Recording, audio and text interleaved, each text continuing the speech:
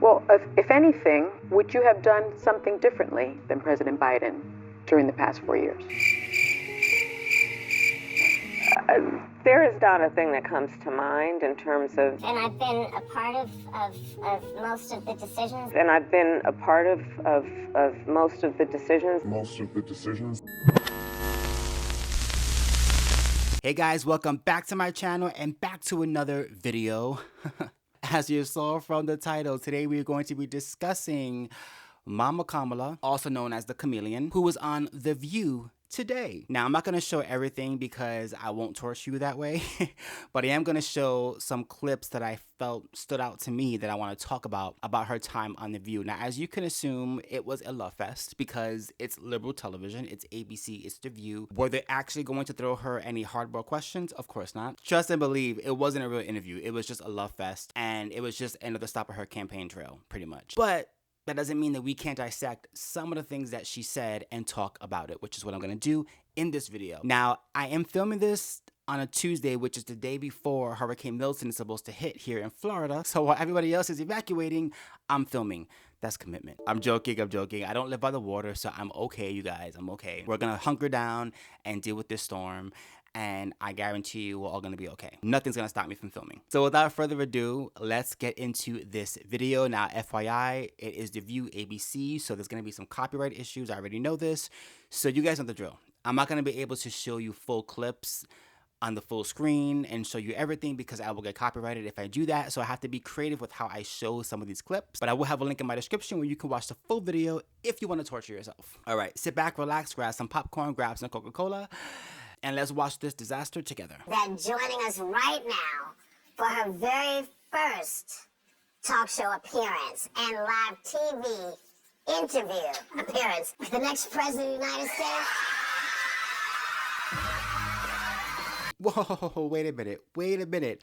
Isn't The View supposed to be a place that is neutral, a place where they talk about politics, they talk about current events, and they present it in an objective way that allows people to form their own opinions as they watch? Oh, that's right. It's liberal media. Of course not. I mean, the fact that Whoopi Goldberg would introduce her as the next president of the United States when she's clearly just a nominee at this point in time is just a reflection of how biased, how completely biased liberal news media actually is. Because a real news network would say, and now the nominee for president of the United States, Kamala Harris. But instead she says the next president, clearly stating that she wants her to be the next president, which of course we all can figure out, right? But at least try to appear neutral, right? At least try to appear like you were a reputable news organization presenting a political news discussion. At least try. But they don't do that. Of course not, right? Because in the world of The View and in the world of ABC and liberal news media, they don't really have to pretend anymore. They can just be exactly who and what they are, which is biased. And if that doesn't tell you exactly what's going to happen and what the tone of that entire interview is going to be like, then nothing will. Nothing will. I mean, like I said, this is just another stop on her campaign trail, okay? This is just a extended rally for her live on TV with The View. That's what this entire interview was. First, let me say that I like candidates who show up for interviews. Just saying. Oh, do you now, Joy? Do ya? Well, let's dissect that, shall we? So clearly they're talking about the fact that Donald Trump recently decided not to do a 60 minutes interview with CBS because he figured out that there was no point, right? Because like I stated, and like in Whoopi's intro, it's very clear who the favorite is when it comes to mainstream media. Now, I will say Donald Trump, to his credit, has done a whole lot more interviews than Kamala Harris put together. Okay, she's been in hiding for the last 4 years. No one's seen her, especially not at the border. Donald Trump, on the other hand, has made himself readily available continuously for mainstream media to ask him questions. He does press conferences. He does, Q&As all the time. But you know what? There comes a point when a person realizes that you're just giving them free views. Right? Free clicks, free views, free ratings. And I think Donald Trump at this point has realized that this is a very rigged system. I mean, let's talk about the fact that when Kamala Harris first came on the scene as the nominee, which really was just Biden giving it to her, Time magazine already had a cover ready for her, which was released the exact same day that she made her announcement that she was going to take the place of Joe Biden. Everybody lined up. everybody lined up, from politicians to TV networks to execs to celebrities, to back this woman, almost as if they knew what was going to happen beforehand. Almost as if they already had a heads up that, hey, at this time, get ready. And it happened. So you can't really blame Donald Trump for being picky when it comes to who he decides to talk to going forward, because the biased media and the slanted coverage is just known to everybody at this point in time. So please tell me, why would Donald Trump want to do a 60 minutes interview, or even an interview on ABC with The View, knowing that he's only going to get attacked left, right, and center? We know how this script goes. I mean, do you think that Whoopi Goldberg would have had the same type of enthusiasm or support for Donald Trump announcing him as their guest? I highly doubt it. I highly doubt it. Even though all you gotta do is look at the archives, because Whoopi Goldberg used to love Donald Trump. In fact, Joy Behar used to love Donald Trump. Everyone on The View used to love Donald Trump before he became a candidate and beat the tar politically out of Hillary Clinton. Before then, The View absolutely loved him. She likes me. She even put me in her movies. I was just gonna say. She put me in her movies, yes, right? we A are long time ago. friends. And how much did I judge? Nothing. Like they say in the It was a freebie. Whoopi, I love you. I'm telling you. And they're trying to humanize him and change your idea about who this guy is. Don't fall for that. Trump, you're talking about. Yeah. Talking about Trump. Says that it's his own hair. So I believe him because I believe Donald. He's an upstanding American. I'm asking, is that really his hair? Oh my God.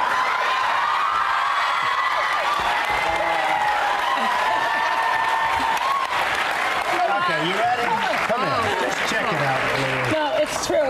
It's real. It's not very pretty, but it's real. But now, he's a racist. So I gotta call BS when I hear Joy Behar start her questions to Kamala Harris with, well, I like a person who shows up to interviews. Because we all know that Kamala Harris isn't showing up to an interview. Kamala Harris is showing up, again, to a campaign rally. Okay, she's showing up to a group of women who are going to praise her like she is the second coming of Christ, and they're gonna throw her softball questions left, right, and center because they support her openly and they are biased. So please tell me, how is it brave of Kamala Harris to go on mainstream media to do interviews when she knows exactly the kind of questions that she's going to get? Now, if you want to really impress me, Kamala, how about you go to the Daily Wire and do some interviews with them? Go on Fox News, Newsmax. Go to conservative outlets and let them question you the same way liberal media questions Donald Trump all the time. Let's see your feet held to the fire for once. But I highly doubt it. I mean, there's a reason why Kamala Harris, up until this point, has done virtually no interviews and has been hiding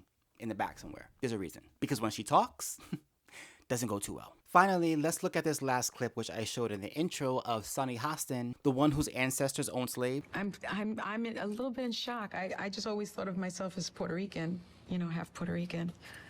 I didn't think I was, my family was originally from Spain and slaveholders. That's Sonny Hostin, where she is questioning Kamala Harris, and she asked her if she would do anything different than Biden.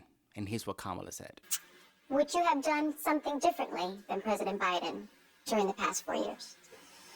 There is not a thing that comes to mind in terms of, and I've been a part of most of the decisions that have had impact. You would do nothing different. Nothing different. I hope that Donald Trump uses that clip in a new ad.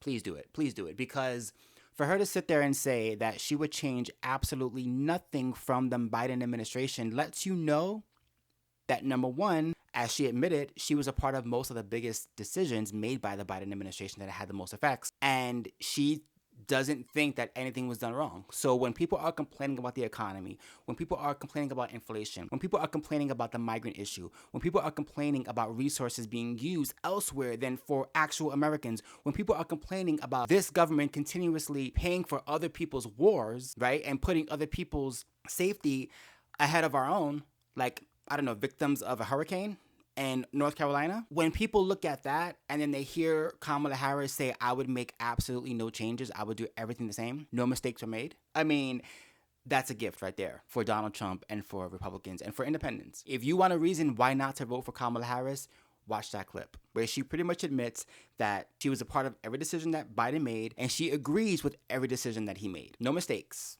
no differences, no reflections, no redos, no oops, my bad, nothing. Would do everything the same, which is ironic because when she was debating Donald Trump in their last debate, when Donald Trump kept talking about Biden, she got upset and made the point that, hey, you're campaigning against me. You're running against me. I'm not Biden. I'm not the Biden administration. I'm Kamala Harris.